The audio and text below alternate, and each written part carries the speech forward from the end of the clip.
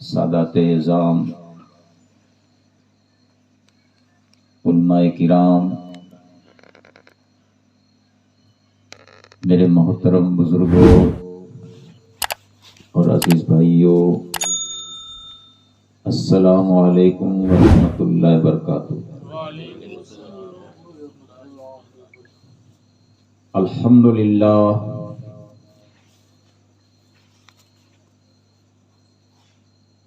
الحمدللہ رب العالمین،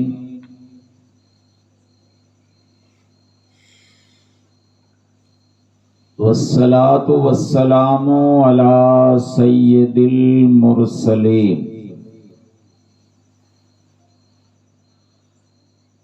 اما بعد،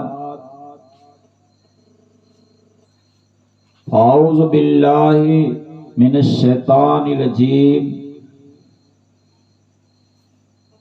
بسم اللہ الرحمن الرحیم۔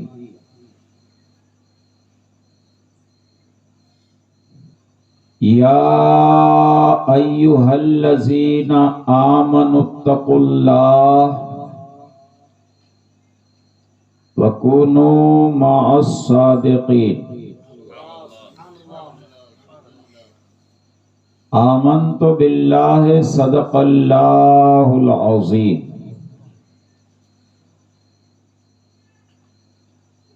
ان اللہ وملائکتہ یصلون علی النبی یا ایھا الذین آمنوا صلوا علیہ وسلموا تسلیما۔ آئیے بہت اللہم صلی علی سیدنا محمد وعلی آلہ واصحابہ وبارک وسلم۔ الصلاۃ والسلام علیک یا رسول اللہ وعلی آلک واصحابک یا حبیب اللہ۔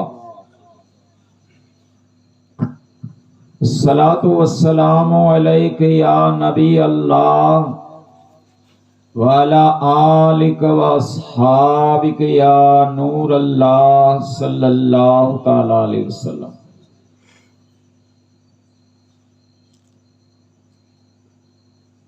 میرے محترم بزرگوں اور عزیز بھائیوں،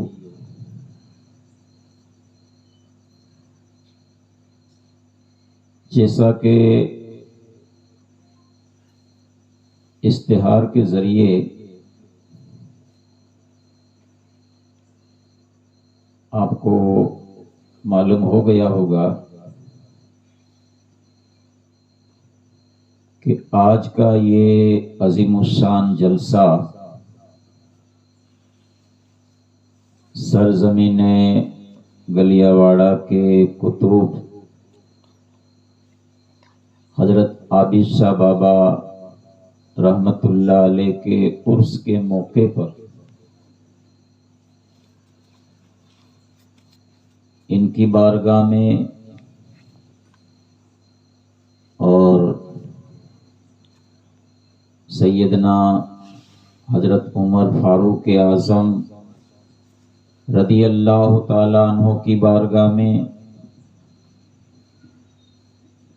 اور سیدنا حضرت عثمان غنی رضی اللہ تعالی عنہ کی بارگاہ میں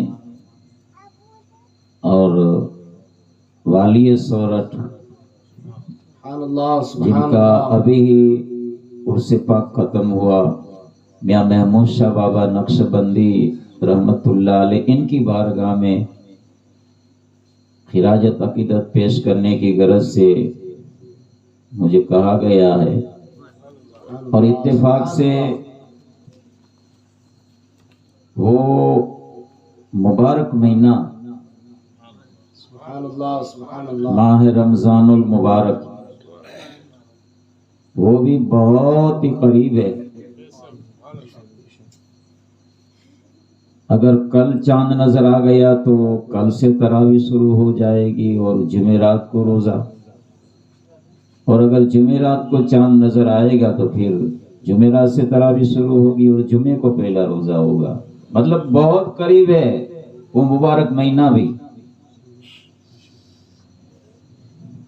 تو اتنا وقت نہیں ہے کہ تفصیل سے یہ سارے حضرات کی بارگاہ میں کچھ بتایا جائے، لیکن میں انشاءاللہ کوشش کرتا ہوں کہ تھوڑا تھوڑا سب کے اوپر کچھ تبصرہ کیا جائے گا ماہ رمضان المبارک کی روشنی میں۔ اللہ کی بارگاہ میں دعا کرتا ہوں اللہ تبارک و تعالی میں جو کچھ بیان کروں اس پر مجھے اور آپ سب کو عمل کی توفیق عطا فرمائے۔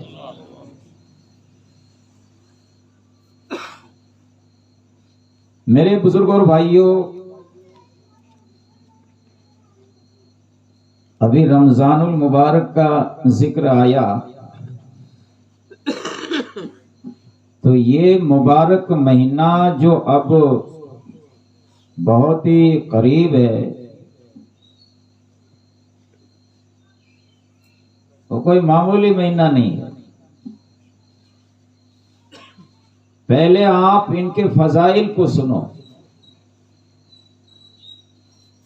کیونکہ جب تک کسی چیز کی پہچان نہیں ہوتی ہے تو پھر بندے کو پتہ نہیں ہوتا ہے کہ یہ چیز کیا ہے۔ پہلے پہچان حاصل کرنا ضروری ہے۔ تو یہ ماہ رمضان کو پہلے پہچانو، یہ کیسا مہینہ ہے۔ دیکھو مہینے تو 12 ہے، لیکن علماء بیٹھے ہیں، آپ پوچھ سکتے ہیں کسی بھی مہینے کا نام قرآن میں نہیں ہے سوائے رمضان کے۔ اللہ فرماتا ہے شہر رمضان الذی انزل فیہ القرآن، رمضان کا وہ مبارک مہینہ جس میں ہم نے قرآن اتارا۔ سبحان اللہ سبحان اللہ۔ مہینے تو 12 ہے، لیکن اور کسی مہینے کا ذکر قرآن میں نہیں ہے۔ قرآن میں اگر کسی مہینے کا ذکر ہو تو وہ ہے ماہ رمضان۔ اس سے آپ ماہ رمضان کا کیا مرتبہ ہے، مقام ہے، اس کا اندازہ لگا سکتے ہیں۔ اور سنو، یہ وہ ماہ مبارک ہے کہ یہ قرآن جو ہمارے لیے سر چشمے ہدایت ہے، ہمارے لیے مشعل راہ ہے، ساری آسمانی کتابوں سے یہ کتاب افضل و اعلیٰ ہے۔ یہ مقدس کتاب اللہ نے جب اتارنا چاہی تو اور کوئی مہینہ پسند نہیں کیا، پسند کیا تو ماہ رمضان، اور اس میں 27ویں رات۔ تو قرآن اس میں اترا ہے اور کسی مہینے میں نہیں۔ اس سے بھی یہ ماہ مبارک کی فضیلت آپ سمجھ سکتے ہیں۔ اور میرے بزرگوں اور بھائیوں، یہ ماہ مبارک یہ وہ ہے کہ ہمارے آقا علیہ السلام حدیث پاک میں فرماتے ہیں کہ اگر میرے امت کو پتا چلے کہ یہ ماہ مبارک کتنی فضیلت والا ہے تو میرے امت یہ تمنا کرتی کہ اے کاش یہ رمضان صرف مہینے کے لیے نہیں، پورا سال رمضان رہے۔ یہ جائے ہی نہیں یہ مہینہ، پورا سال رمضان رہے، یہ تمنا کرتی۔ لیکن آج ہمیں پہچان نہیں ہے اس ماہ مبارک کی۔ ان کی فضیلت وہ ہے کہ ان کی فضیلت کو سن کر بڑے بڑے پیغمبروں نے، حضرت موسیٰ کلیم اللہ اور حضرت عیسیٰ روح اللہ جیسی ہستی نے اللہ کی بارگاہ میں دعا کی کہ مولا بھلے تو نے ہمیں نبی بنایا، رسول بنایا، لیکن تیرے آخری نبی کا امتی بنا تو اچھا، یہ ماہ ہم کو نصیب ہو جاتا، ماہ رمضان ہمیں مل جاتا۔ یہ وہ ماہ مبارک ہے، یہ اللہ کا مہمان ہے، اور اللہ سال میں ایک مرتبہ ہمارے پاس بھیجتا ہے۔ مہینے تو بہت ہے، لیکن یہ مہینہ ہمارے گناہوں کو دھولنے کے لیے آتا ہے۔ رمضان کا معنی ہی ہوتا ہے جلانا، یہ اللہ کا ایک صفاتی نام بھی ہے رمضان، ان کا معنی ہوتا ہے جلانا۔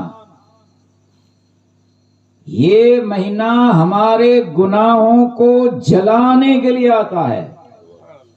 اگر ہم رمضان کو پہچانے، ان کی قدر کرے، اور صحیح معنی میں اگر ہم رمضان گزارے، تو ہم گناہ سے ایسا پاک اور صاف ہو جاتے ہیں جیسے ہم ابھی پیدا ہوئے، ماں کی پیٹ سے ابھی پیدا ہوئے ہو۔ سبحان اللہ، بے شک وہ مہینہ ہے،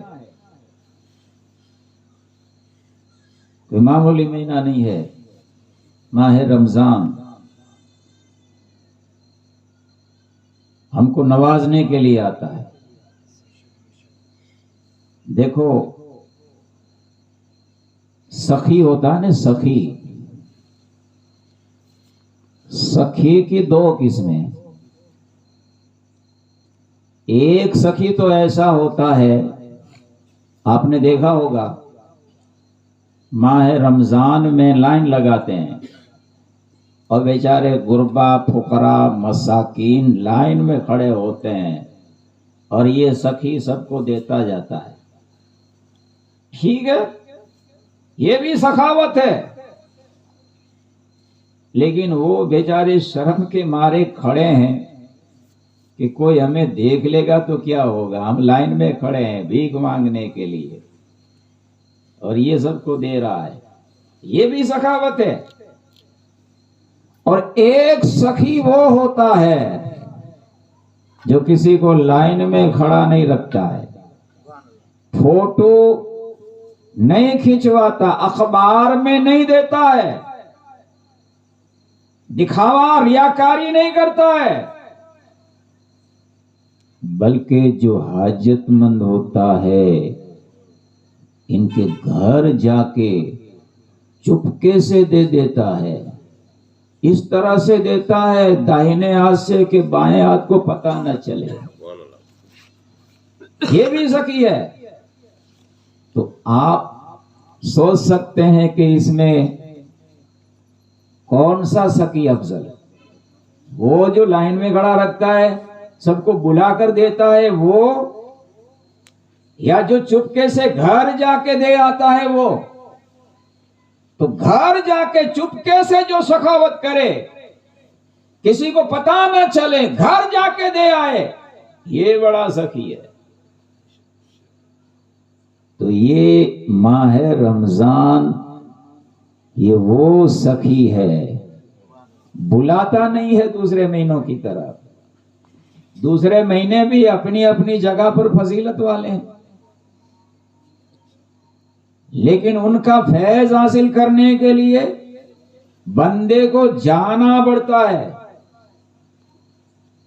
ذوالحجہ کا مہینہ بڑی فضیلت والا ہے، لیکن گناہ سے پاک صاف ہونا ہے، حج کے لیے جانا پڑتا ہے، مکہ جانا پڑے گا، مینا، عرفات، مزدلفہ میں حاضری دینی پڑے گی، وہاں جائیں گے تب ہمیں کچھ ملتا ہے، تب وہ نوازتا ہے، وہ بلا کر دیتا ہے، اور ماہ رمضان وہ ہے بلاتا نہیں ہے، آتا ہے، سال میں ایک مرتبہ ہمارے پاس آتا ہے اور ہمیں نواز کے چلا جاتا ہے۔ یہ وہ ماہ مبارک ہے کہ حضرت سلمان فارسی رضی اللہ تعالیٰ عنہ راوی ہے کہ شعبان کی 29ویں تاریخ تھی، اللہ کے پیارے محبوب صلی اللہ تعالی علیہ وسلم نے صحابہ کو جمع کیا اور فرمایا، او میرے صحاباؤ، اب جو مہینہ آنے والا ہے یہ وہ ماہ مبارک ہے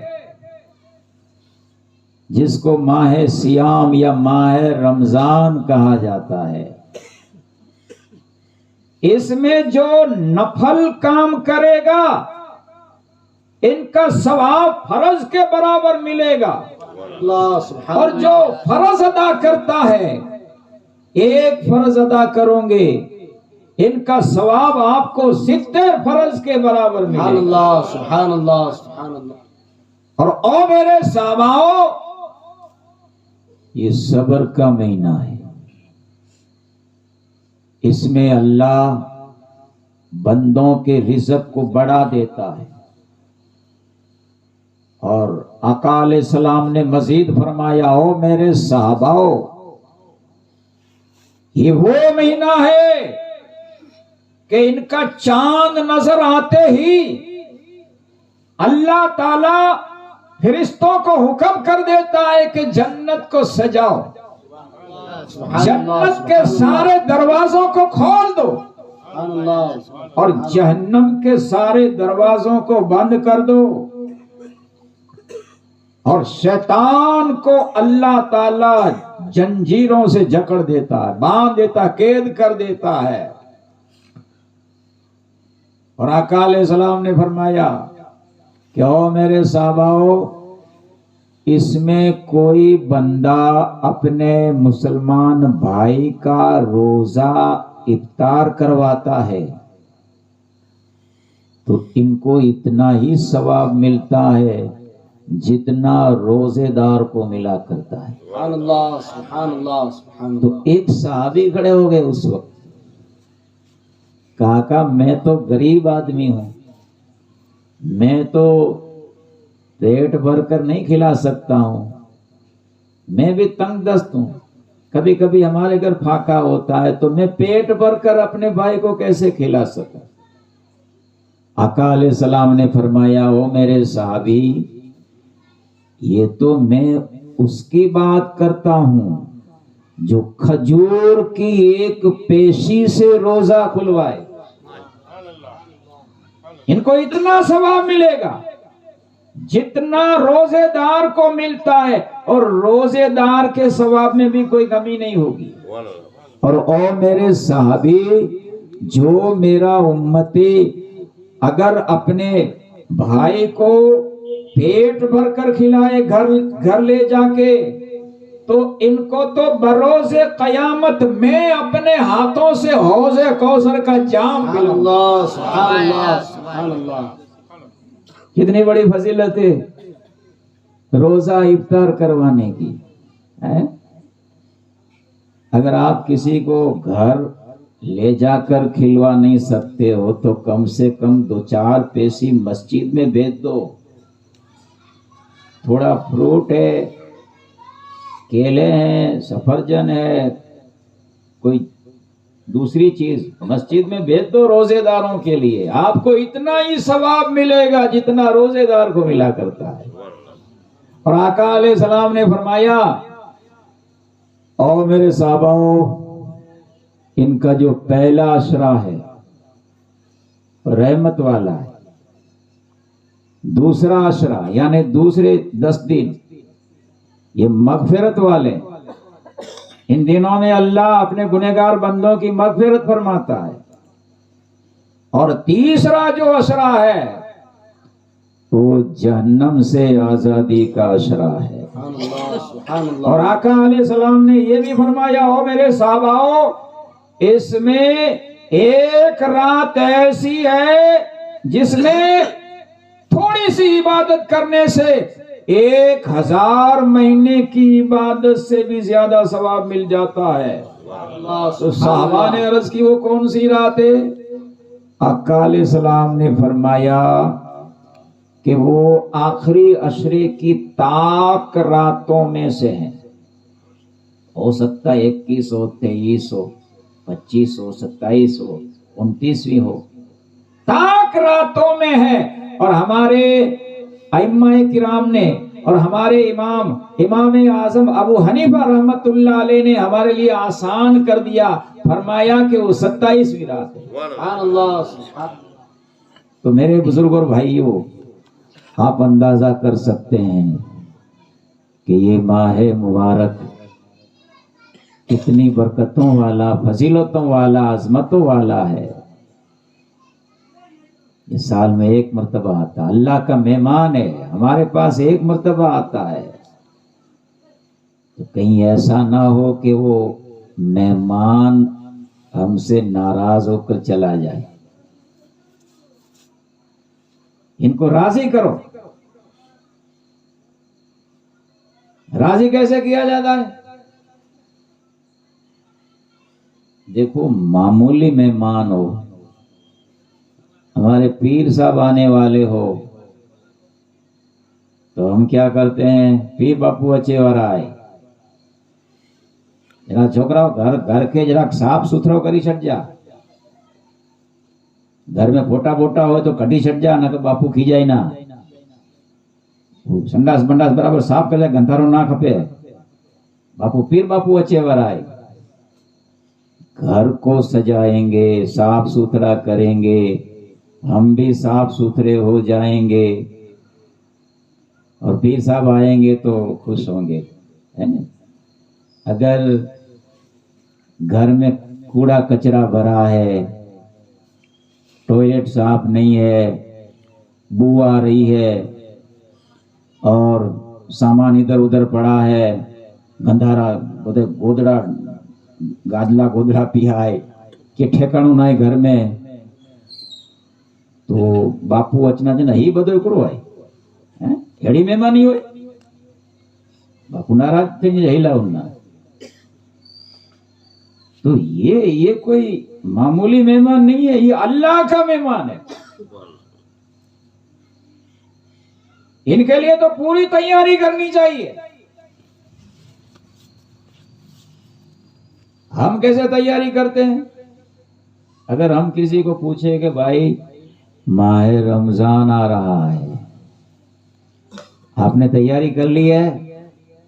ہاں باپو تیاری کرو، تیاری کی نارو تیل جو ڈبا آکڑو بو گنی گیڑا ہے، بیسن چنے جو اٹو یہ بدو گنی گیڑو ہے، سائنو ایورથી કરીને ફ્રીજ માં રાખી દેનો હોય, અને છોકરી જે લુગડા બુગડા એવરથી કરીને દરજી કે ચઈટનો પછી વારો ના એટનો ઘડીક ને, અને રાત જો અસા ઉતે ક્રિકેટ રમુતા બધું ફાઇનલ ને સેમી ફાઇનલ બધો પ્રોગ્રામ નક્કી કરી ગયો है। भाई आज पर तो बहुत मजा आती है, रमजान बहुत मजा, इसको हम तैयारी कर रहे हैं कि भजिया ने कबाब ने समोसा ने कहना ने 4-5 किलो वजन वधाई गिनना। ये तैयारी नहीं है, ये तो रमजान की बेहुरमती है। खाने पीने के लिए रमजान नहीं आता है, वजन बढ़ाने के लिए नहीं आता है, वजन कम करने के लिए आता है। इसमें वजन कम होना चाहिए हमारा। तैयारी किसको कहा जाता है? अल्लाह का मेहमान है। इनकी तैयारी हमारे जो पहले के लोग थे ना, असलाफ़े किराम, 6 महीने पहले वो इस्तकबाल की तैयारी करते थे रमजान की, और 3-3 महीने तो आगे से रोजा रखते थे, रजब का, शाबान का और फिर रमजान का। अपने गुनाह की तौबा कर लेते, باہر سے بھی صاف ستھرے، اندر سے بھی صاف ستھرے ہو جاتے، مسجد کو صاف ستھری کرتے، گھر کو صاف ستھرے کرتے اور خوشی کا اظہار کرتے 6 مہینے پہلے کہ وہ اللہ کا مہمان آ رہا ہے. اور رمضان گزر جاتا تو 6 مہینے تک وہ روتے تھے، صدمہ ہوتا تھا ان کو، کیونکہ ہمارے آقا علیہ السلام فرماتے ہیں کہ جو رمضان کی آمد پر خوشی کا اظہار کرے اور رمضان کی رخصتی پر وہ غم کرے، دل میں صدمہ پیدا کرے، آنسو بہائے، تو ہمارے آقا علیہ السلام فرماتے ہیں کہ اس کے لیے جنت واجب ہو جاتی ہے. سبحان اللہ سبحان اللہ.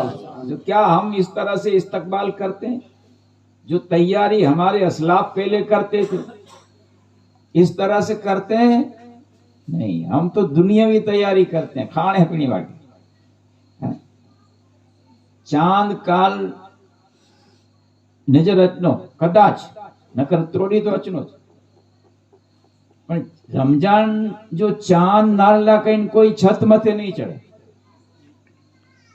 અને ઈ જો ચાંદ ઉનો ને પછી અડધી કલાકી વારું ની માળું મથે ચડી ગયા ફોન માથે બાપુ કિડાઈ ડસાણો હોય આ સાંજે તે ડસાણ કિડાય હોય તો છ્યો ગવાઈ કે તેથી પકડીએ છો કિડાકતી ધરાર ના હોય કિડા કિડાથી પકડીને સવારે બસ ઈદ ભાજે કરી ગઈ.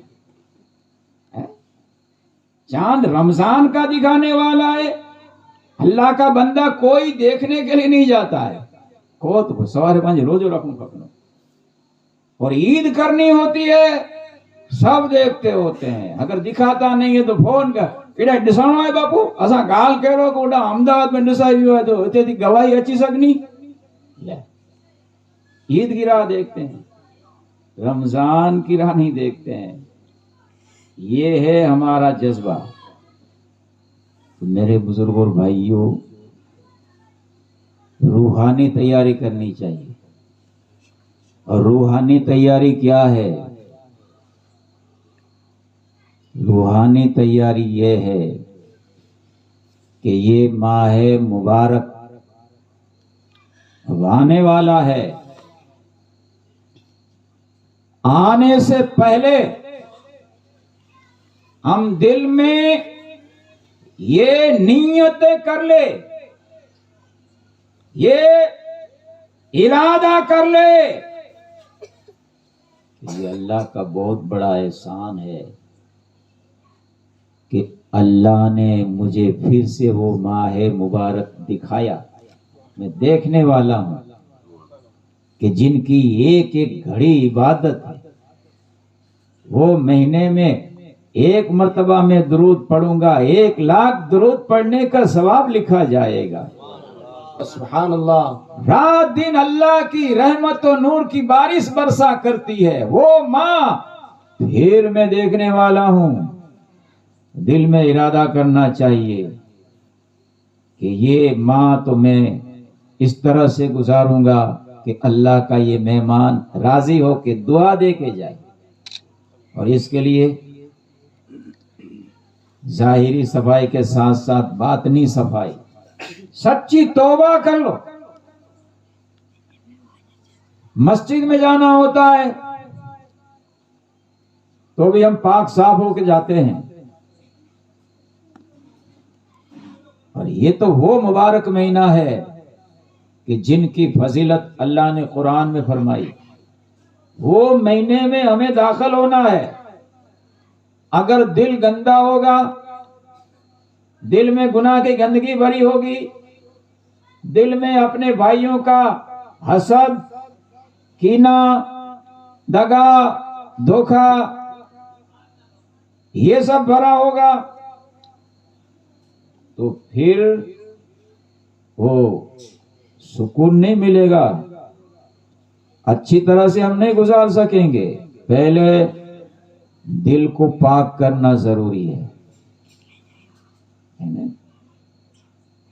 तो इरादा करना चाहिए पक्का कि इंशाअल्लाह ये माँ का چاند نظر آئے اس سے پہلے میں اپنے اندر جتنے وہ گناہ ہے اس سے میں سچی توبہ کر لوں گا، اللہ کو راضی کر لوں گا، گناہ سے پاک صاف ہو کر وہ مہینے میں داخل ہوں گا۔ پہلے تو توبہ کر لینی چاہیے اپنے گناہ کی سچے دل سے، اور پھر یہ بھی نیتیں کرنی چاہیے کہ انشاءاللہ یہ ماہ مبارک کے اندر چاند نظر آتے ہی تراویح شروع کر دوں گا اور ہر رات تراویح پڑھوں گا سکون سے۔ آج کل ہمارا حال کیا ہے؟ تراویح پڑھتے بھی ہے تو جہاں زیادہ مسجدیں ہوتی ہیں ہم پوچھ لیتے ہیں ویلی کتنے پوری تھی، جہاں پھٹافٹ آئے کے گئے ادھر چلے جاتے ہیں۔ اگر حافظ رکھا ہوتا ہے تو جو انتظامیہ کمیٹی ہوتی ہے، باپو صاحب حافظ صاحب ہے، اس کو پتا ہوگا، وہ کہتے ہیں دیکھو حافظ صاحب جلدی کرنے کا، پھٹافٹ، زیادہ دیر نہیں لگانے کی، پھٹافٹ کرنے کا ہے۔ اگر 5-10 منٹ زیادہ ہو گئی تو پھر بلا کر کہتے ہیں حافظ صاحب آج آپ نے 5 منٹ زیادہ لگا دی، بارے انہیں بازار میں تو جے چنا نے بٹیٹا نے کباب نے سموسا جے ڈیسو جے اوپر ڈیسو کھینی ہے، سجی رات کھین پینے میں کٹنی ہے، وہ آڈے ڈی تو 3 ٹائم کھیوں تھا پا، رمضان میں سرگی کرنی ہے، افطاری کرنی ہے، مسجد میں گھرے انہیں نے کھیونو ہے ویرو کرنا، پچھی ترابی پچھی کھانی پینی میں پوکی نہ بارے ریکڑیو گوتنا ہونا ایڈا تو گھڑیال سامنے نہ رہے تو 5 منٹ حافظ صاحب ودھارے پڑے گی نا، تھوڑا اکڑو روکو باپو آج آپ نے 5 منٹ زیادہ کر لیا۔ یہ حال ہے ہمارا۔ دل میں ارادہ کرنا چاہیے کہ میں اللہ کی رضا کے لیے سکون کے ساتھ خضوع کے ساتھ میں تراویح سنوں گا، تراویح پڑھوں گا۔ میرے بزرگوں، یہ ہمارے لیے آسانی ہے۔ دیکھو حضرت عمر فاروق اعظم رضی اللہ تعالیٰ عنہ کی بارگاہ میں بھی خراج عقیدت پیش کرنی ہے تو تراویح کا نام آیا تو مجھے حضرت فاروق اعظم رضی اللہ تعالیٰ عنہ کی بات یاد آ گئی۔ یہ تراویح کیا ہے؟ سنت موقدہ علی الکفایہ ہے۔ ہمارے آقا علیہ السلام نے شروع میں تراویح پڑھی، صحابہ کرام بھی پڑھتے تھے ہمارے آقا کے پیچھے، لیکن چند دن گزرے آقا علیہ السلام تراویح پڑھانے کے لیے مسجد نبوی میں نہیں آئے، صحابہ راہ دیکھ رہے تھے، چند دن پڑھائی، پھر آقا تشریف نہ لائے تو صحابہ کرام پھر الگ الگ تراویح پڑھنے لگے۔ جب آقا علیہ السلام مسجد میں تشریف لائے، صحابہ نے عرض کی یا رسول اللہ صلی اللہ تعالی علیہ وسلم آپ کیوں تشریف نہیں لائے؟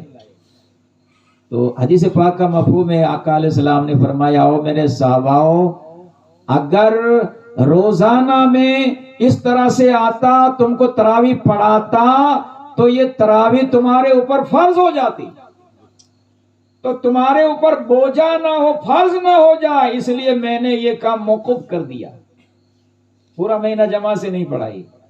تو اس لیے یہ تراویح سنت موقدہ علی الکفایہ ہو۔ تو اس کے بعد یہ کیا کرتے تھے صحابہ؟ رمضان کے مہینے میں وہ الگ الگ پڑھا کرتے تھے، کوئی مسجد میں ادھر پڑھ رہا ہے، کوئی ادھر پڑھ رہا ہے، کوئی ادھر پڑھ رہا ہے، 20 رکعت اس طرح سے پڑھتے تھے۔ جب حضرت عمر فاروق اعظم رضی اللہ تعالیٰ عنہ کا دور آیا اور آپ نے یہ دیکھا کہ یہ الگ الگ پڑھ رہے ہیں سب، تو آپ نے سب کو جمع کیا اور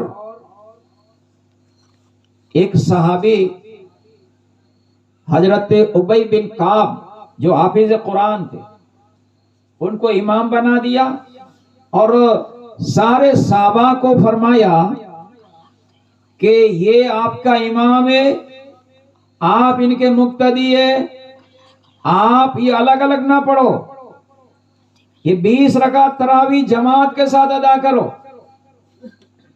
تو حضرت عمر رضی اللہ تعالیٰ عنہ کا صدقہ ہے کہ انہوں نے یہ جماعت کے ساتھ تراویح شروع کرائی، اور جب حضرت مولا علی شیر خدا رضی اللہ تعالی عنہ کے دور خلافت کا زمانہ آیا تو حضرت علی شیر خدا نے کیا فرمایا حضرت عمر کے بارے میں؟ آپ نے دعا کی کہ اے اللہ تو حضرت عمر کی قبر کو نور سے روشن کر دے۔ اس نے یہ کیسا کام شروع کر دیا اور کیسا کام شروع کر کے وہ چلے گئے، اے اللہ تو حضرت عمر کی قبر کو نور سے روشن کر دے۔ یہ بہت ہی اچھی بدعت ہے۔ تو یہ تراویح جو ہم جماعت سے پڑھتے ہیں نا، یہ شروع کرانے والے حضرت عمر فاروق اعظم ہے، اور مولا علی نے اس کو اچھی بدعت، دیکھو بدعت آج یہ تبلیغ والے جس کو چاہتے ہیں اس کو بدعت کے دیتے ہیں، ہاذا بدعت، ہاذا شرک، ہاذا بدعت۔ ہم جلسہ جلوس نکالتے ہیں، عید میلاد النبی مناتے ہیں، صلاۃ و سلام پڑھتے ہیں، بولے بدعت بدعت بدعت۔ میرے بزرگوں بھائیوں یاد رکھو، بدعت، بدعت کا معنی کیا ہے؟ بدعت یعنی وہ نئی بات، وہ نئی چیز جو رسول پاک کے زمانے میں نہ ہو، بعد میں شروع ہوئی ہو، ان کو بدعت کہا جاتا ہے۔ اور بدعت کی 2 قسمیں ہیں، ایک ہے بدعت سیئہ یعنی بری بدعت، اور ایک ہے بدعت حسنہ یعنی اچھی بدعت۔ جو بدعت یعنی جو نیا کام شریعت اور سنت سے ٹکرائے اس کو بدعت سیئہ یعنی بری بدعت کہا جاتا ہے، اس سے بچنا چاہیے۔ اور جو بدعت یعنی جو نیا کام شریعت و سنت سے ٹکراتا نہیں ہے نیا لیکن شریعت و سنت سے ٹکراتا نہیں ہے، وہ بھی بدعت ہے، لیکن ان کو بدعت حسنہ یعنی اچھی بدعت کہا جاتا ہے۔ تو یہ تراویح اس طرح سے پڑھنا یہ شریعت سے ٹکراتی نہیں ہے، یہ بات اچھی بدعت ہے۔ دیکھو ہمارے آقا علیہ السلام کچی مسجد میں نماز پڑھا کرتے تھے، مسجد نبوی۔ آج ہم پکی بناتے ہیں، ایسا آقا علیہ السلام کے زمانے میں تو نہیں تھا۔ ہم تو عالیشان مسجد بنا رہے ہیں، مینارے بنا رہے ہیں، وہ زمانے میں یہ نہیں تھا۔ لیکن یہ بات شریعت سے ٹکرا دی نہیں ہے، ان کو بدعت حسنہ کہا جاتا ہے۔ تو یہ حضرت عمر رضی اللہ تعالی عنہ کے مزار پر کروڑا کروڑ رحمت ہو کہ انہوں نے یہ نیا کام شروع کروایا۔ حضرت عثمان غنی رضی اللہ تعالی عنہ، انہوں نے ایک نیا کام شروع کروایا۔ کون سا؟ اس نے بھی ایک بدعت شروع کروائی، لیکن وہ بدعت حسنہ ہے۔ کون سی بدعت حسنہ؟ دیکھو یہ قرآن کریم یہ پہلے آج جو شکل میں ہے ایسا نہیں تھا. کوئی آیت ہڈی کے اوپر لکھی ہوتی, کوئی پتھر کے اوپر لکھی ہوتی, کوئی پتے کے اوپر لکھی ہوتی, کوئی لکڑے کے اوپر لکھی ہوتی. الگ الگ چیزوں کے اوپر قرآن کی آیتیں, قرآن کی صورتیں لکھی ہوئی تھی. یہ ساری صورتوں کو, آیتوں کو حضرت عثمان غنی رضی اللہ تعالیٰ عنہ نے جمع کیا. حفاظ کو بلایا, حافظوں کو, اور ان کو پوچھ پوچھ کے ترتیب کے ساتھ یہ ساری صورتیں, ساری آیتیں ایک شکل میں جمع کی, جس کو ہم قرآن کہتے ہیں. یہ صدقہ ہے حضرت عثمان غنی کا. نیا کام ہے لیکن شریعت سے ٹکرا نہیں رہا ہے, یہ بدعت حسنہ ہے. تو میرے بزرگ اور بھائیوں, ہمیں دل میں یہ ارادہ کرنا چاہیے کہ انشاءاللہ میں خشوع خضوع کے ساتھ تراویح پڑھوں گا, 5 وقت کی نماز پابندی کے ساتھ ماہ رمضان میں ادا کروں گا, اور رمضان میں قرآن کا ختم بھی کروں گا,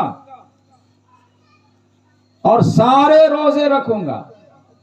ایسا نہیں کہ بس وڈا وڈا روزہ رکھی گنا, اکڑو ہینی بچلے جو رکھنا نا, اکڑو آخر جمعے جو, ایسا نہیں, سب روزہ فرض ہے.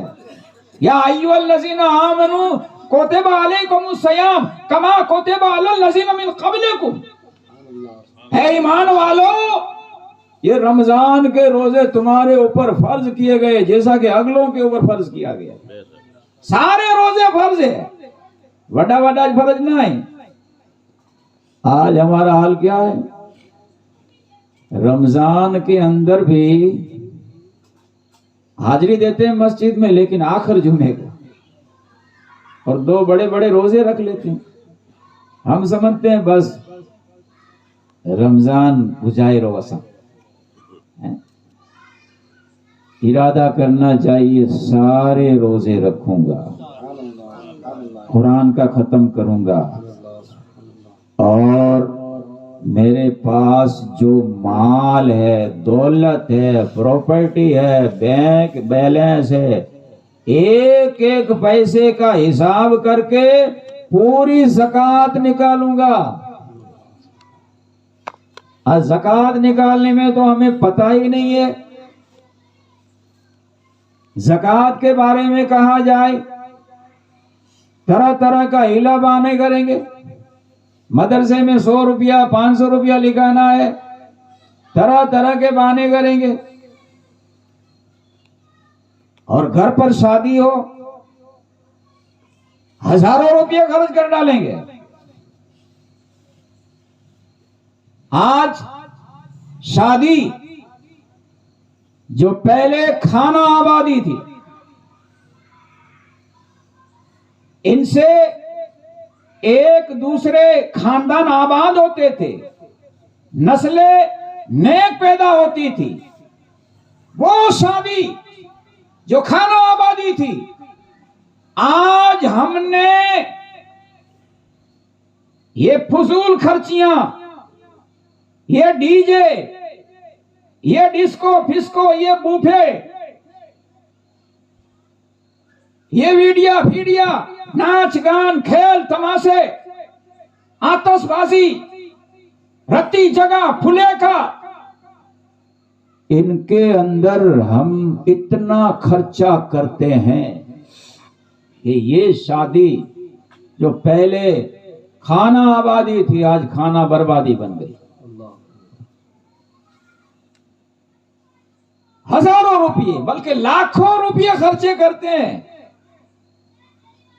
اگر کہا جائے تو باپو یہ تو کرنو જ کھپے نے, اسان جو پہلو کھا جائے, کانچن اسان جو چھیلو کھا جائے. باپو یہ نہ کرجے تو اسان جے جماعت میں رہنو ہے, کوئی اسان کے کرو چنو کہ کہیں رہنا. یہاں آئی ڈھول وہی جو کڈے, مزہ آئی کڈے, ڈھول وہی جو تڈے, ખબર પઈ કડે હિસાબ લગાયો કડે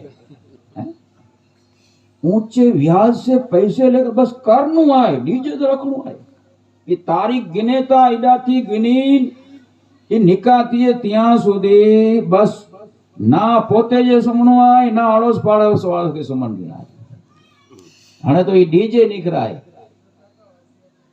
થા પણ ખોખડેલા મંડે ઘર में હિંજે માથે નાચ ના હોય જવાન જવાન છોકરીઓ હણે તો દુલ્હન પણ નાચે તી દુલ્હો નાચનો દુલ્હન નાચની દુલ્હે જો પે નાચનો દુલ્હન ની માય ભેગી નાચની ને હણે नाचना नाचना दारू पिए था दारू शराब पीले पीले मेरी रानी पीले पीले मेरे राजा नाचना अरे बुढ़ी मनू खपे शर्म करनी खपे क्रो करी रिया है પછી 2-4 મહિના થી નો થે બાપુ ઘર હેલો ના ટૂટી ગયો પણ ટૂટી જો ને આ ક્રો કર્યો હે लानत वरसनी लानत खुशी के मौके पर जहां म्यूजिक की आवाज आती हमारे आका अलैहिस्सलाम फरमाते हैं कि वहां अल्लाह की लानत बरसा करती। आज वो शादी वो निकाह जिसके बारे में हमारे आका अलैहिस्सलाम ने फरमाया कि निकाह को इतनी आसान करो इतनी सादगी के साथ करो कि जीना दुश्वार हो जाए। और आज जीना आसान हो गया है। 500,000 रुपये देके बंदा अपनी ख्वाहिश पूरी कर लेता है। और निकाह को हमने इतनी महंगी कर डाली ये डीजे फीजे के ऊपर कि आज घर में गरीब घरों के अंदर जवान बच्चियां बैठी 30 बरस की हो गई, कोई 35 बरस की, कोई 40 बरस की हो गई, शादी नहीं कर सकते हैं माँ बाप। क्यों नहीं कर सकते हैं? हमने ये रीत रिवाज ऐसे घुसा दिए हैं, ये बिदत सैया है खराब कम जे शरीयत थी टकराई तो ये तो असांजे पे डाडे थी हैलो अचे तो ये तो करनु ज खपे। अरे शरीयत चाहिए ही करन जो ये असांजे पहले थी हैलो अचे तो ये तो करनु ज खपनो असांजे। इतना खर्चा करते हैं कि बेचारे गरीब आदमी अपनी बच्चियों की शादी नहीं कर सकते हैं, इतना दहेज नहीं दे सकते हैं, जिनकी वजह से वो बैठी है और हम उड़ा रहे हैं पैसे। कहीं ऐसा जलसा होता है, चंदा करेंगे और वो नाथ खां को बुलाएंगे, गवैये को। ये भी एक धंधा बना लिया इन लोगों ने। मैं तो ऐसे जो दुनियादार है ना नाथ खां, इनको गवैया कहता, नाथ खां नहीं कहना चाहिए इसको। जो एक रात में लाखों रुपए ले जाते हैं कोथरे भर के, अपने आप को नाथ खां कहते हैं। नाथ खां नहीं है, गवैये हैं। ये दीन के नाम पर दुनिया कमाने वाले हैं, ये सफेद डाकू है। और हम हैं हमारे भोले भाले सुन्नी मुसलमान है। ख्वाजा का कसीदा बोलेगा, मनकबत बोलेगा, घोर करके उड़ाएंगे। 500 रुपये नोटू है, जाने कहा वडो आशिक है। और वो ले जाते हैं। क्या शरीयत में ये जायज है इस तरह से पैसा उड़ाना? और नाथ खां इस तरह से ले सकते हैं? आप पूछ लेना मुफ्ती साहब को, नहीं ले सकते हैं। मैं नाथ खानी का मुनकिर नहीं हूं, नाथ खानी कराओ, नाथ पढ़ाओ। ये नाथ पढ़ना भी सुन्नत है, नाथ सुनना भी सुन्नत है, नाथ सुन के कुछ देना भी सुन्नत है। लेकिन इन्हीं के हाथ धोई थी ना। आज बेचारो बापू अचनो निकाह पड़ेला इनके 500 रुपया दीना, मौलाना अचना बस 1000-1200 रुपया जदी उठी जा, वधार ना नके चाकला देवी ने बापू वधार ना देवा। नाथ खां के आए आखिरी रात में लाख रुपया दे दियो था। मौलाना तो गिनी सके तो हदियो, नाथ खां ना गिनी सकनो। कवाल अचे था, कवाली मध्ये घोर करे था। वो दारू पी बैठा हुए था, दारी नहीं हुई मोह मथे झूम बराबर झूम शराबी बोलना पैसा उड़ाई।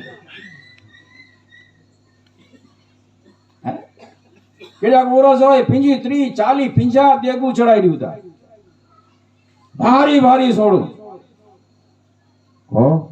અરે મકે આ વાસી ગયા દીવાનો અહીંયા અમિત શાહ બાપુ જો એ 50,000 રૂપિયા સોડ ચડાવી નહીં આવી શરીયતે એ જાયજ છે એડી સોડ ચડાવી. सरकार आला हजरत ने फतवाए रजविया के अंदर ये साफ साफ लिखा है कि चद्दर आपने चढ़ाई है कोई बुजुर्ग की इतनी ज़ईफ हो गई है, फट गई है, तो अब दूसरी चादर चढ़ाओ. वहां तक दूसरी चादर चढ़ाना ये फजूल है. पांजे अंदर तो अजमेर शरीफ में आए उन्होंने हकड़ी चादर चढ़ाई, वो मुजावर रचना खादी सिया है, खाजा इसका ये कर दे वो कर दे. वो 20-25 हजार रुपए की चादर की चढ़ाएगी, इधर वो बेचारा दुआ मांग के जाएगा, ये चादर उतार के फिर दुकान पर रख देगा. अर्धी कलाक में 50,000 रुपया. पाछे बीजो को कचनो मुर्गा आओ डोको पकड़ी नीचे रखा, खाजा इसको ये दे दे वो दे दे. ये अजी विचारो फूल चढ़े निकरो न यही चादर उतरी गई. ये जायज है? ये हमको उल्लू बना रहे हैं. मेरे बुजुर्ग और भाइयों, हंसने की बात नहीं है, ये मैं अपना बफारा निकाला. आज हमारे कौम की ये हालत है कि ऐसे गवैये के पीछे पैसा उड़ा देते हैं, कव्वालों को दे देते हैं. ये शादियों में डीजे के ऊपर नाच गान, वो भी वो गरबी के गीत जिनको सुनने से और ये सुन के नाचने से हमारा ईमान जला जाता. इसके ऊपर नाचते होते हैं, जवान जवान बच्चियां नाचती होती है, वहां पैसे उड़ते हैं. लेकिन आज कहीं हमारी बच्चियों के लिए स्कूल है इस्लामी बनाया हमने, कॉलेज बनाई है इस्लामी.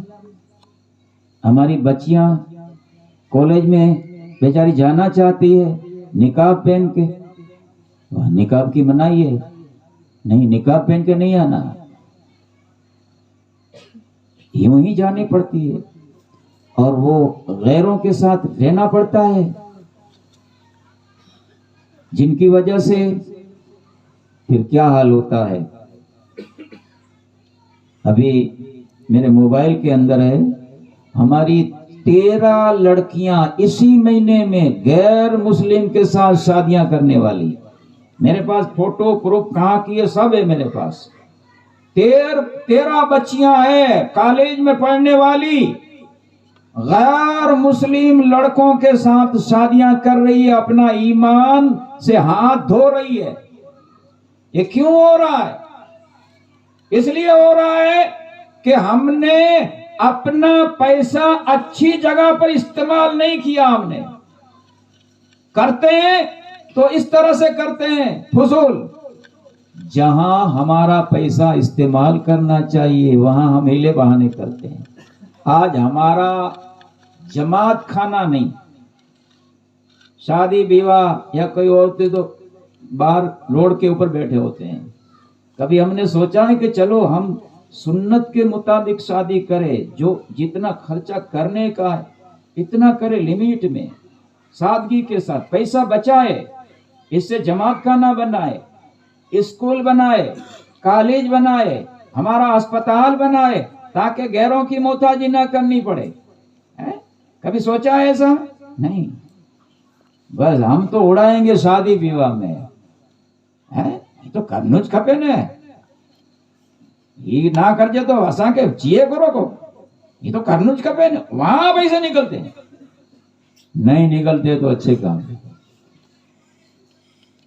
तो मेरे बुजुर्गों और भाइयों, ये शादी विवाह के अंदर ये जो गलत रस्में हो रही है, गलत खर्चा हो रहा है, और ये तारीख लेते हैं, वहां से लेकर शादी तक जो कुछ होता है आप लोगों को मालूम है और मुझे भी मालूम है. तो अब तो मैं कह के थक गया हूं. इसलिए अगर आपको इसी तरीके से शादियां करनी है अपनी बच्चियों की, बच्चों की, तो बराए करम आप बुरा मत लगाना. میں آپ کے یہاں نہیں آؤں گا نکاح پڑھانے. اگر میں دیکھوں گا کہ اس میں رتی جگو لکھا ہے کنکوتری میں، یا مجھے معلوم ہوگا کہ یہاں رات کو ناچتے ہیں یہ لوگ، ڈھول بجاتے ہیں، میوزک بجاتے ہیں، ڈی جے بجاتے ہیں، مہربانی کرین مکے آئی نکاح جی دعوت ڈیلا اجاج ماں ہاں اچا نہیں کوئی پن ہوئی ہاں نہیں اچا. اور میں یہاں کے جو ذمہ دار ہے ان کو بھی میں گزارش کرتا ہوں کہ برائے کرم اب سختی سے کام لو. دین کا کام نرمی سے کرنا چاہیے اور کبھی کبھی دین میں سختی بھی کرنی چاہیے. حضرت عمر جیسی ذمہ دار جو لوگ ہیں وہ ایسا قانون نافذ کرے کہ ہمارے گاؤں میں کوئی ڈی جے لے کر آئے گا ہمارا مولانا نکاح نہیں پڑھائے گا اور ہم نکاح کی سرٹیفکیٹ اس کو نہیں دیں گے. ڈی جے فی جے نہیں چاہیے، میوزک نہیں چاہیے. یہ قانون نافذ کرنا چاہیے ذمہ دار کو. خیر وہ کرے نہ کرے میں بتا دیتا ہوں میرا فریضہ ہے، ورنہ ہم عالم ہیں الحمدللہ، عالم کی جوتیاں اٹھانے والے ہیں لیکن عالم کہلاتے ہیں. ہمارا فریضہ ہے حق بات بتانا. اگر ہم خاموش رہیں گے تو بروز قیامت ہماری پکڑ ہوگی.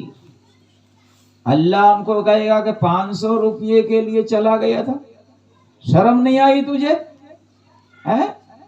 تو نہیں کہہ سکتا تھا؟ تیرے مرید تھے، مان سکتے تھے، پھر بھی تو نے کیوں نہیں بتایا؟ میں کیا جواب دوں؟ اس لیے میں اپنا فریضہ ادا کر رہا ہوں کہ بھئی دیکھو یہ کنواں ہے، اس میں جاؤں گے تو گر پڑیں گے، رک جاؤ. پھر بھی آپ کو نہیں سمجھنا ہے تو پھر آپ کے عمل آپ کے ساتھ. لیکن برائے کرم مجھے دعوت نہیں دینا ایسی شادیوں میں. میں تو وہیں آؤں گا جہاں شریعت و سنت کے مطابق ہوگا. تو میرے بزرگ اور بھائیوں، بات یہ بتا رہا تھا کہ ماہ رمضان آ رہا ہے تو ہمیں یہ بھی نیت کرنی چاہیے کہ اللہ نے مجھے جو کچھ دیا ہے میں اس کا 40واں حصہ نکالوں گا، اللہ کی راہ میں غریبوں کو دوں گا. پوری طرح سے میں زکوٰۃ نکالوں گا، فطرہ نکالوں گا. یہ بھی نیت ہونی چاہیے، کیونکہ زکوٰۃ نکالنے سے مال گھٹتا نہیں ہے، بڑھتا جاتا ہے. بے شک بے شک. برکت ہو جائے گی. تو یہ ارادہ کرنا چاہیے اور اللہ کے اس مہمان کا استقبال کرنا چاہیے. اور اگر ہم نے ایسا نہ کیا تو کیا ہوگا یہ بھی سن لو. حدیث پاک ہے، 12 آپ نے سنا ہوگا کہ جمعے کا دن تھا، مسجد نبوی ہے، آقا علیہ السلام جمعے کا خطبہ دینے کے لیے منبر شریف کے اوپر تشریف لے جا رہے تھے. تو جب آپ نے پہلے زینے کے اوپر قدم رکھا فرمایا آمین، دوسرے زینے کے اوپر قدم رکھا فرمایا آمین، تیسرے زینے کے اوپر قدم رکھا فرمایا آمین. صحابہ بیٹھے ہیں، سوچ رہے ہیں، خیال کر رہے ہیں دل میں کہ کوئی دعا بھی نہیں مانگ رہا ہے اور ہمارے آقا آمین فرما رہے ہیں. کس کی دعا پر آمین فرما رہے ہوں گے؟ کوئی دعا مانگنے والا تو نظر نہیں آ رہا ہے. جب نماز ختم ہوئی صحابہ نے عرض کی یا رسول اللہ صلی اللہ تعالی علیہ وسلم، یہ آپ کس کی دعا کے اوپر آمین فرما رہے تھے؟ حدیث پاک کا مفہوم ہے، آقا علیہ السلام فرماتے ہیں وہ میرے صحاباؤ، جبرائیل آیا تھا سدرا سے، وہ کھڑا تھا وہ نوری مخلوق ہے، اس کو میں دیکھ رہا تھا، تم نہیں دیکھ رہے تھے۔ جبرائیل امین آیا تھا دعا مانگنے کے لیے، اس نے 3 دعا مانگی، میں نے ان کی تینوں دعاؤں کے اوپر آمین کہا۔ دیکھو یہاں ایک مسئلہ حل کر کے آگے بڑھو۔ جبرائیل امین کا رہنے کا ٹھکانہ کہاں ہے؟ سدرۃ المنتہا کے پاس۔ سدرہ یہ 7 آسمان کے اوپر ہے، جہاں جبرائیل امین کا مکان ہے وہاں وہ رہتا ہے، جنت کے سامنے، جنت وہاں سے قریب ہے۔ جبرائیل امین چاہتا تو وہاں بیٹھے بیٹھے دعا کر سکتا تھا، وہ جگہ تو جنت سے قریب ہے، لیکن جبرائیل امین نے وہاں دعا نہیں مانگی۔ دعا مانگنے کے لیے کہاں آیا؟ نبی کی بارگاہ میں، اور نبی کی بارگاہ میں آ کر اس نے دعا مانگی۔ کیوں مانگی؟ اس لیے مانگی کہ جبرائیل امین جو فرشتوں کا سردار ہے، ان کا یہ عقیدہ تھا کہ دعا تو ہر جگہ پر اللہ سنتا ہے، جہاں بھی دعا مانگو اللہ سنتا ہے، لیکن قبول کہاں ہوتی ہے دعا؟ جہاں رسول موجود ہو۔ رسول پاک جس دعا کے اوپر آمین فرمائے، جس دعا میں رسول پاک کا واسطہ دیا جائے، وسیلہ بنایا جائے، ان کا صدقہ دیا جائے، وہ دعا اللہ قبول کرتا ہے۔ اور اگر رسول کے پاس نہ پہنچ سکے تو جو نائب رسول ہو، جو رسول کا وارث ہو، جو اللہ والا ہو، وہاں جا کر دعا مانگے، ان کا وسیلہ لے کہ عابیشہ بابا ہم تو گنہگار ہیں، ہماری زبان میں اثر نہیں، آپ دعا کرو، آپ ہمارے لیے ہاتھ اٹھاؤ، ان کی دعا اللہ سن لے گا۔ جبرائیل امین نے ہمیں یہ عقیدہ بتایا کہ وسیلہ پکڑو۔ تو آقا نے فرمایا جبرائیل آیا تھا، 3 دعا مانگی۔ صحابہ نے عرض کی کون سی؟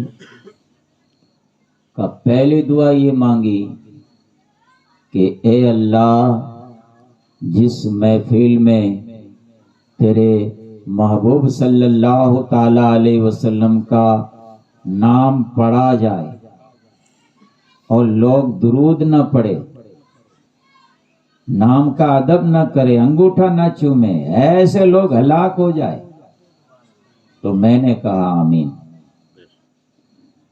اور دوسری دعا یہ کی کہ اے اللہ، جو اولاد اپنے ماں باپ کو بڑھاپے کی حالت میں دیکھے اور جنت حاصل نہ کرے، جنت نہ خریدے، یعنی ماں باپ کی خدمت نہ کرے، ایسی بد نصیب اولاد ہلاک ہو جائے، تو میں نے کہا آمین۔ اور تیسری دعا جبرائیل نے یہ کی کہ اے اللہ، جو مسلمان ماہ رمضان المبارک کو پائے اور ان کے روزے نہ رکھے، ان کا ادب و احترام نہ کرے، ایسے لوگ ہلاک ہو جائے، تو میں نے کہا آمین۔ اب میرے بزرگ اور بھائیوں ذرا سوچو، بد دعا کرنے والے کون ہے؟ جبرائیل امین جو فرشتوں کے امام ہے، اس نے بد دعا کی کس کے لیے؟ جو رمضان کا مہینہ پائے اور روزے نہ رکھے، رمضان کا ادب و احترام نہ کرے، ایسے لوگ ہلاک ہو جائے۔ یہ بد دعا کی، اور ان کی بد دعا پر آمین کس نے کہا؟ جو رسولوں کے امام، رسولوں کے سردار ہے، وہ ہمارے آقا نے آمین کہا۔ بتاؤ یہ بد دعا اللہ کی بارگاہ میں قبول نہیں ہوئی ہوگی؟ یقیناً یقیناً یقیناً قبول ہو گئی ہوگی، کیونکہ ہمارا ایمان ہے۔ یہ تو رسول کی بات ہے، رسول کے بد دعا کی بات ہے۔ ہم تو سید کی بد دعا سے بھی ڈرتے ہیں، فقیر کی بد دعا سے بھی ڈرتے ہیں، اللہ والے کی بد دعا سے بھی ڈرتے ہیں۔ کیوں؟ اس لیے کہ ہم مانتے ہیں، ہمارا ایمان ہے کہ ان کی دعا اللہ رد نہیں کرتا ہے۔ یہ سید ہے، آل نبی، آل رسول ہے، یہ فقیر ہے، یہ مظلوم ہے، یہ اللہ کا ولی سویا ہے، اللہ کا محبوب ہے، ان کی دعا اللہ رد نہیں کرے گا۔ ان کی بد دعا سے ہم بچتے ہیں، ہے نا؟ تو یہاں بد دعا کرنے والے فرشتوں کے امام اور ان کی بد دعا پر آمین فرمانے والے نبیوں کے امام ہے۔ بتاؤ وہ بد دعا اللہ نے قبول نہیں کی ہوگی؟ یقیناً قبول کر لی ہے۔ اس لیے جو لوگ ماہ رمضان کا ادب و احترام نہیں کریں گے، بغیر شرعی عذر جو روزہ چھوڑ دیں گے، نہیں رکھیں گے، رکھ سکتے ہیں لیکن پھر بھی چھوڑ دیں گے، کوئی شرعی عذر بھی نہیں ہے، اور روزہ چھوڑ دیں گے اور رمضان کی بے حرمتی کریں گے، ایسے لوگ یہ بد دعا کے ہٹ لسٹ میں آ جاتے ہیں۔ اس لیے یہ بد دعا سے بچنا ہے تو ایک دو دن کی مہلت ہے اب بھی۔ آگوترا جامین کی نہیں گنو، آگوترا نکر ان میں پانچ نہ آچی انو خالی خالی روزہ نہیں رکھوں، અને رمضان میں رات جو دھما چکڑی کرنا، અને رمضان جے ڈی میں کھلم کھلا بیڑیوں پھوکنا، بازار میں سگریٹوں پھوکنا، پھاکیوں گننا، سواری پور میں اٹھین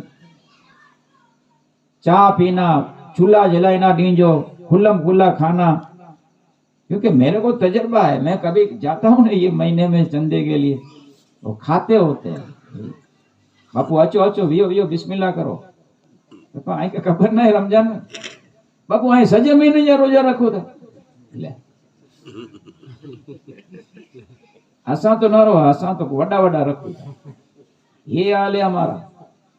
تو میرے بزرگ اور بھائیوں، جو لوگ خام خواہ روزہ چھوڑ دیتے ہیں، رکھ سکتے ہیں پھر بھی نہیں رکھتے ہیں، اور کھلم کھلا کھاتے پیتے ہیں، رمضان کی بے حرمتی کرتے ہیں، ایسے لوگ یہ بد دعا کے اندر اس کا نام آ جائے گا۔ اس لیے روزہ رکھو، اور اگر آپ نہیں رکھ سکتے ہیں، کوئی شرعی عذر ہے، تو بھی کھلم کھلا کھانے سے منع کیا گیا۔ رمضان کا ادب کرو، شرعی عذر ہے، کھانا پینا ہے، گھر میں چپکے سے کھاؤ، رمضان کی بے حرمتی نہ کرو۔ تو یہ ساری نیتیں کرنی چاہیے۔ اگر اس طرح سے ہم نیتیں کریں گے، نہیں پورا مہینہ گزاریں گے، تو یہ روزہ کیا ہے؟ لعلکم تتقون، روزے سے پرہیزگاری ملتی۔ جو بندہ گنہگار ہوتا ہے وہ نیک ہو جاتا ہے، اور جو نیک ہوتے ہیں، متقی پرہیزگار ہوتے ہیں، ان کو اور زیادہ تقوی مل جاتا ہے۔ کیوں؟ روزے سے پرہیزگاری کیسے ملتی ہے؟ دیکھو روزے میں کیا ہوتا ہے؟ بھوکا رہنا پڑتا ہے صبح سے شام تک. صبح صادق سے طلوع فجر سے روزہ شروع ہو گیا، سورج ڈوبے گا، وہاں تک بھوکا پیاسا رہنا پڑتا ہے. اور صرف بھوکا پیاسا رہنے کا نام ہی روزہ نہیں ہے، جسم کے ہر اعضاء کا بھی روزہ ہے. آنکھ کا بھی روزہ ہے، آنکھ سے کوئی بری بات نہ دیکھو. کان کا روزہ ہے، کان سے بری بات نہ سنو. زبان کا روزہ ہے، زبان سے بری بات نہ بولو. ہاتھ پیر کا بھی روزہ ہے، ہر اعضاء کا روزہ ہے. اور پیٹ کا تو ہے ہی، تو بھوکا رہنا پڑتا ہے. تو ہمارے دو دشمن ہیں، ایک ہے شیطان. ان الشیطان للانسان عدو مبین. اللہ فرماتا شیطان تمہارا کھلا دشمن ہے. تو شیطان تو یہ مامے قید میں ہوتا ہے، لیکن ایک دوسرا ہمارا دشمن ہے شیطان سے بھی بڑا، جس نے شیطان کو بہکا دیا، شیطان کو جنت سے نکال دیا. شیطان سے بھی بڑا دشمن ہے. وہ کون سا ہے؟ وہ ہے نفس امارہ. ہمارے اندر نفس ہے امارہ. اللہ والوں کا بھی نفس ہوتا ہے، لیکن ان کا نفس نفس مطمئنہ کہا جاتا ہے. ہمارا نفس نفس امارہ ہے.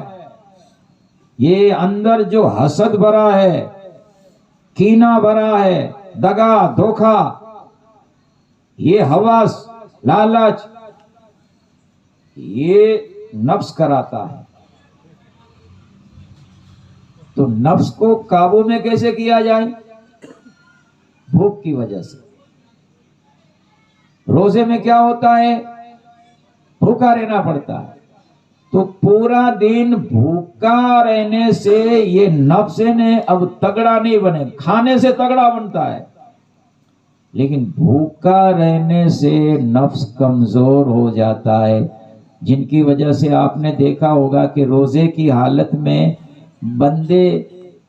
بندے کے دل میں گناہ کرنے کی خواہش ہی نہیں ہوتی، کیونکہ بھوکا ہوتا ہے، نفس کمزور ہوتا ہے. تو پورا دن بھوکا رہنے سے نفس کمزور رہے گا، کمزور ہو جائے گا. اس طرح سے ایک دو دن نہیں، 30 دن گزارنا ہوتا ہے یا 29 دن گزارنا ہوتا ہے. تو روزانہ یہ بھوک کی وجہ سے نفس کمزور ہوتا جاتا ہے، کمزور ہوتا ہے. پورا مہینہ گزرتا ہے نا، تو پھر نفس کے اوپر کنٹرول ہو جاتا ہے. پھر رمضان چلا جائے گا تو پھر وہی عادت رہے گی ہماری، نفس کے اوپر کنٹرول کی. تو اس طرح سے بندہ نفس کو پہچاننے والا بن جائے گا، نفس کے اوپر غالب ہو جائے گا بندہ، جن کی وجہ سے ان کو تقوی پرہیزگاری حاصل ہو جائے گی. یہ اللہ والے یہی کرتے ہیں، نفس کشی کرتے ہیں. کم کھانا، کم پینا، کم سونا، یہ اللہ والوں کا طریقہ ہوتا ہے. کم کھاتے ہیں بالکل، رمضان کے علاوہ بھی. کیوں؟ نفس قابو میں آ جاتا ہے. اور نفس اگر قابو میں آ گیا تو ہی ہم کامیاب ہو سکتے ہیں، تو ہی اللہ کو پہچان سکتے ہیں، تو ہی ولایت ملتی ہے. تو یہ اللہ والے نفس کو کنٹرول میں کرتے ہیں، اور جب کنٹرول میں ہو جاتا ہے تو پھر ان کا مقام کیا ہو جاتا ہے. بس یہ ایک بات بتا کے تقریر ختم کر رہا ہوں. میاں محمود شاہ بابا، ان کی بارگاہ میں بھی خراج عقیدت پیش کرنی ہے. دیکھو نفس کو مار کے کتنے بڑے مرتبے پر پہنچ گئے. آپ نے 12 سنا ہوگا، پھر بھی آپ کو یاد دلا رہا ہوں. वालिया सोरठ करीब में है मजार। नक्शबंदी सिलसिला जो हमारा है, जो ख्वाजा बायजीद बुस्तामी का, जो ख्वाजा अबुल हसन खिरखानी का, जो इमाम जाफर सादिक का, जो हजरत बहाउद्दीन नक्शबंद का, जो मुजद्दिद अल्फे सानी शेख अहमद फारूकी सरहिंदी का है, यही सिलसिला नक्शबंदी। जहां आपकी खानकाह है, जहां आपका आज मजार है, वहां आपकी खानकाह थी पहले। आप वहां बैठा करते, मुरीदों को वाज और नसीहत फरमाते और दीन की तबलीग फरमाया करते। कहा जाता है और कहा ही नहीं जाता, ये वाकिया इतिहास में लिखा है। करीब में एक बनिया रहता था, हिंदू, लेकिन अल्लाह वाले से इनको बड़ा मोहब्बत, बड़ी अकीदत थी। मियां महमूद शाह बाबा से भी बड़ी अकीदत रखता था वो। तो जब भी वो घर से निकलता, सुबह को दुकान पर जाता, वो वाणिया बनिया, तो हजरत की खानकाह के दरवाजे के पास से गुजरता तो यूं यूं करता, वो नमन करते ना, यूं यूं यूं यूं करके यूं करते। और मियां महमूद शाह बाबा नक्शबंदी अलैहि रहमा बैठे होते, देखते कि वो इस तरह से अदब कर रहा है, इनके दिल में हमारी अदब है, मोहब्बत है, तो आप भी खुश होते, इनकी तरफ मुस्कुराते। वो बनिया यूं नमन करके अदब करके चला जाता।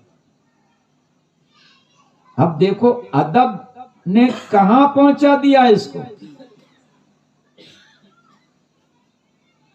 वो जादूगर जो मूसा अलैहिस्सलाम के सामने मुकाबले के लिए आए थे, फिरौन ने मंगवाया था जादूगरों को और कहा था कि इसके साथ मुकाबला करो, ये जादूगर है माज़अल्लाह। और जादूगरों ने इतना अदब किया, सिर्फ इतना, तफसीर में लिखा है कुरान में, जादूगरों ने हजरत मूसा का इस तरह से अदब किया कि उन्होंने कहा कि हजरत पहले आप दाव शुरू करते हैं या हम करें। यह अदब था। मूसा अलैहिस्सलाम का अदब किया और इजाजत मांगी कि पहले आप दाव शुरू करते हैं या हम करें। बस इतना अदब किया मूसा अलैहिस्सलाम का। तो ये अदब की अल्लाह को इतनी पसंद आई कि वो सारे के सारे जादूगरों को ये अदब की वजह से ईमान नसीब हो गया। सुभान अल्लाह। और मूसा अलैहिस्सलाम का मौजिजा देख के ये सारे जादूगर जो मुकाबले के लिए आए थे, लेकिन इतना अदब किया कि हजरत पहले आप करते हैं शुरू या हम करें। वो अदा अल्लाह को इतनी पसंद पड़ी कि इनको ईमान की दौलत मिल गई। और जब इनको फिरौन ने शहीद किया तो उसी वक्त इसको जन्नत भी मिल गई। न नमाज पढ़ी, न रोजे रखे, न कुरान पढ़ा, बस इधर ईमान कबूल किया, इधर फिरौन ने कत्ल कर दिया और फौरन इनकी अरवाएं जन्नत में पहुंच गई। ये अदब का सीला है। बाअदब बानसीब, बेअदब बेनसीब। जो अदब करता है ना, बाअदब होता है। अजय पाल जोगी ने अदब किया ख्वाजा का, अब्दुल्ला बयाबानी बन गया कि नहीं? था जादूगर, लेकिन अदब किया, एक नजर में हमारे ख्वाजा ने अब्दुल्ला बयाबानी बना दिया। ये था बनिया, लेकिन अदब था, नमन करता था। ये नमन کتنا کام آیا کہ ایک دن وہ بنیا مر گیا. ادھر میاں محمود شاہ بابا بیٹھے ہیں خانقاہ میں. مریدوں کو کہا کیا بات ہے ابھی تک وہ بنیا کا گزارا نہیں ہوا.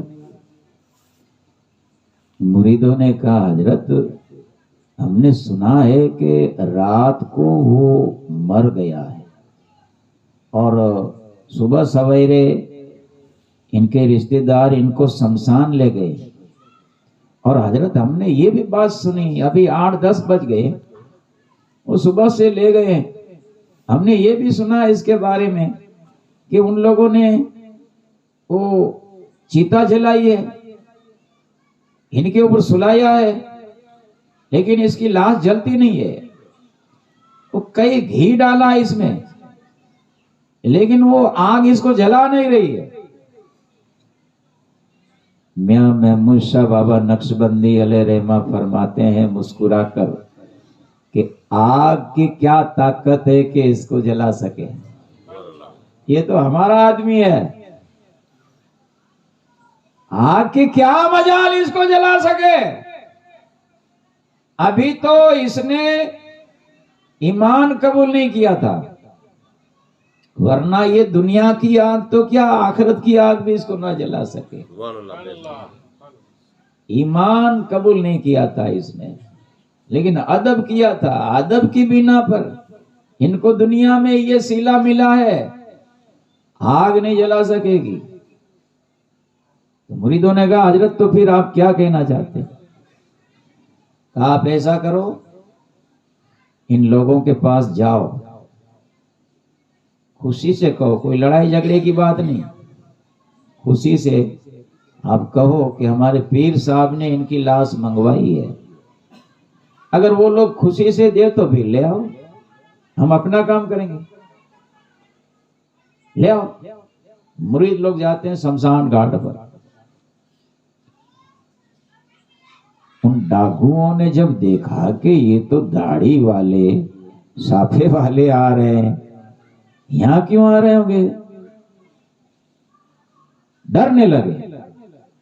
انہوں نے کہا بھائی ہم کوئی لڑائی جھگڑے کے لیے نہیں آئے ہیں. ہمارے پیر صاحب نے ہمارے گرو نے آپ کے پاس بھیجا ہے کیونکہ آپ جس کو جلا رہے ہیں وہ ہمارے گرو کا چیلا تھا ادب کرتا تھا.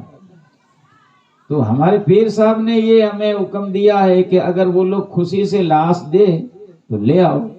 تو آپ اگر خوشی سے دینا چاہتے ہو تو ہم لے جائیں اور اگر آپ کو دینا نہیں ہے جلانا ہے تو پھر آپ جلاؤ. انہوں نے کہا بھائی ہمیں تو تھاکی گیا آنے لے جاؤ آنے تھاکی گیا بپور થઈ ગયો ہمیں کھاوا بھیگا تھا لاش نے لے جاؤ خوشی سے دیتے ہیں. ٹھیک ہے لاش کو لے آئے خانقاہ میں رکھی گئی. ادھر اللہ کے ولی حضرت میاں محمود صاحب بابا نقشبندی بیٹھے ہیں اپنی گدی کے اوپر. دیکھا کہ وہ لاش آ گئی. آپ کھڑے ہوئے. کھڑے ہو کر آپ نے ان کی انگلی پکڑی. کہا بیٹا مجھے پوچھے بغیر چلا گیا. ارے ابھی تو تجھے بہت جینا ہے چل کھڑا ہو جا. اتنا کہنا تھا کہ وہ بنیا جن کی روح نکل چکی تھی آتما نکل گئی تھی پنجرے سے ان کو جلایا جا رہا تھا آگ کے اوپر جلا نہیں. وہی بنیا جو مر چکا تھا لیکن اللہ کے ولی کی زبان سے نکلا کہ کھڑا ہو جا ابھی تو تجھے بہت جینا ہے. زبان ولی کی ہوتی ہے اس میں تاثیر اللہ کی ہوتی ہے. اللہ فرماتا میں ان کی زبان بن جاتا ہوں جس سے وہ بولتا ہے. زندگی دینے والا اللہ ہے موت دینے والا بھی اللہ ہے. ہم مانتے یہ تبلیغ والے کہتے ہیں اللہ میاں سے مانگو اللہ ہی دیتا ہے. بیٹا اللہ دیتا ہے بیٹی اللہ دیتا ہے روزی اللہ دیتا ہے. اللہ میاں سے مانگو اور کسی سے نہ مانگو، مزاروں پر نہ جاؤ، اللہ میاں ہی دیتا ہے۔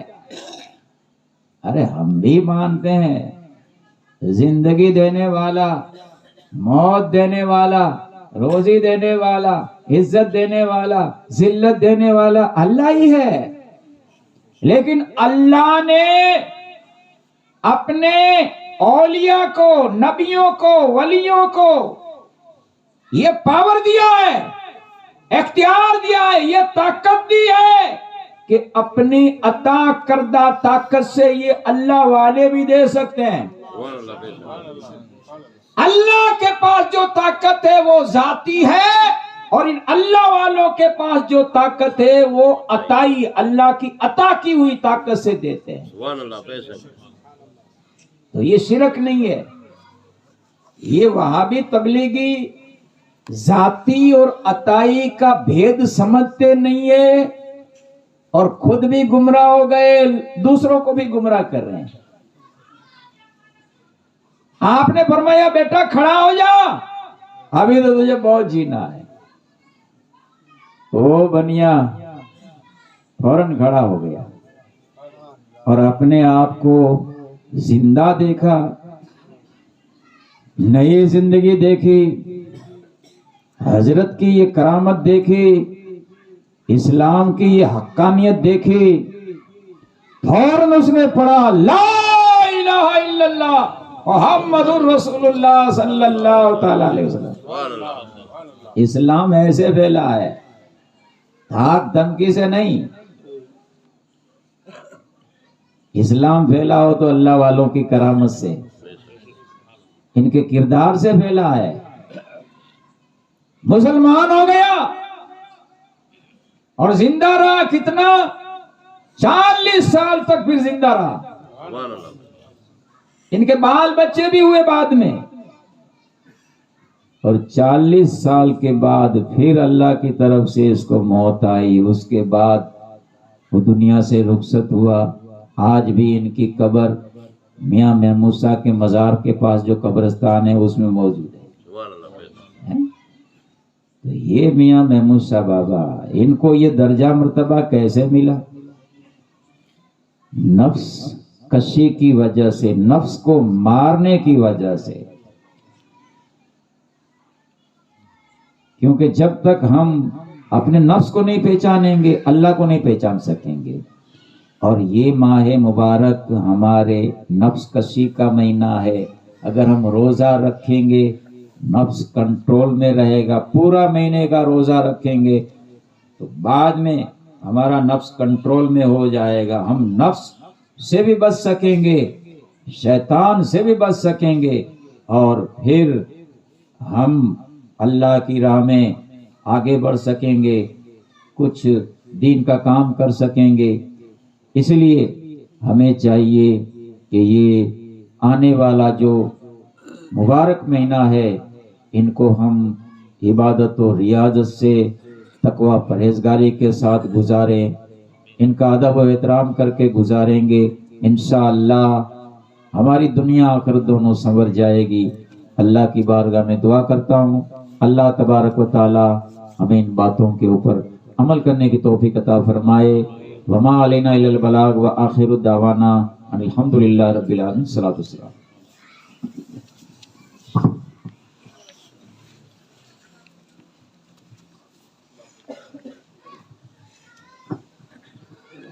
کعبے کے بدرود جا تم پہ کروڑوں درود، طیبہ کے شمس و ضحیٰ تم پہ کروڑوں درود، کعبے کے بدرود جا تم پہ کروڑوں درود، طیبہ کے شمس و ضحیٰ تم پہ کروڑوں، اور کوئی غیب کیا تم سے نگاہوں بلا، اور کوئی غیب کیا تم سے نگاہوں بلا، تم سے نگاہوں